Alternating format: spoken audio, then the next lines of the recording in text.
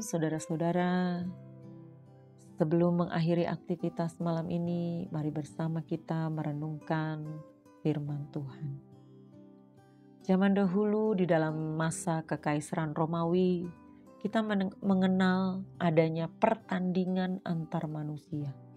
Jadi manusia-manusia itu dilepas dalam satu arena, mereka berpakaian baja yang mengkilap, mereka akan saling bertanding, saling menjatuhkan sampai semua di antara mereka ada yang mati. Biasanya mungkin diturunkan 10 orang, lalu siapa yang bertahan hidup di antara 10 orang itu menjadi gladiator yang akan ditakuti. Dan mereka biasa mengadakan pertandingan-pertandingan itu. Jadi pertandingan adu manusia tapi sampai lawannya mati. Kemudian penontonnya itu akan bersorak-sorai. Mereka adalah penonton yang haus darah. Jadi makin banyak orang yang mati bersimbah darah, mereka makin bersorak. Sangat mengerikan pastinya. Sampai satu waktu, ada seorang berjubah hitam tiba-tiba melompat ke tengah-tengah arena gladiator yang sedang bertanding. Dan dia berpakaian serba hitam. Berbeda dengan para gladiator yang memakai pakaian baja mengkilap. Dan dia ternyata bukan untuk menantang atau menyerahkan diri kepada para gladiator, tapi dia berusaha melerai setiap gladiator yang sedang bertanding, beradu. Dia berada di tengah-tengahnya lalu dia berusaha melerai. Tapi tentu saja para gladiator ini mendengarkan suara penonton yang berteriak, mereka makin beringas. Dan akhirnya orang ini justru mati di tengah arena. Raja atau kaisar pada saat itu menjadi sangat heran. Kenapa ada orang seperti itu? Dia melihat, dia merasa sangat tersentuh. Ternyata ada orang yang mau melerai dan merasakan bahwa ini tuh tidak benar.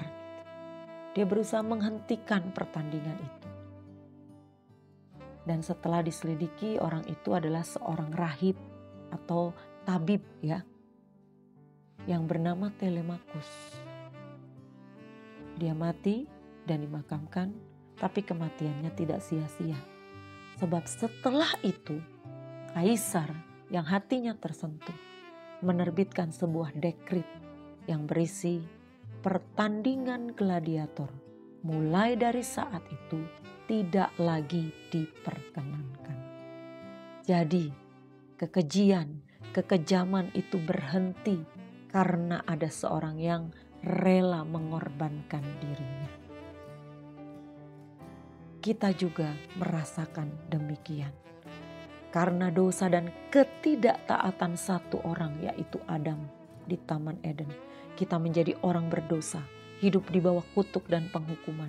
Tetapi karena ketaatan Yesus Kristus mengorbankan nyawanya menjadi tebusan bagi banyak orang, kita termasuk salah satunya, menjadi anak-anak Tuhan yang ditebus oleh darah Yesus. Seperti Roma 5 ayat 18-19 berkata, sebab itu sama seperti oleh satu pelanggaran semua orang beroleh penghukuman. Demikian pula oleh satu perbuatan kebenaran semua orang beroleh pembenaran untuk hidup. Jadi sama seperti ketidaktaatan satu orang, yaitu Adam, semua orang telah menjadi orang berdosa. Demikian pula oleh ketaatan satu orang, Yesus Kristus Tuhan kita, semua orang menjadi orang benar. Jadi kita boleh hidup dan dilayakkan memperoleh kebenaran, pembenaran hanya oleh karena pengorbanan dan ketaatan Tuhan kita Yesus Kristus. Selamat malam, selamat beristirahat. Tuhan Yesus memberkati.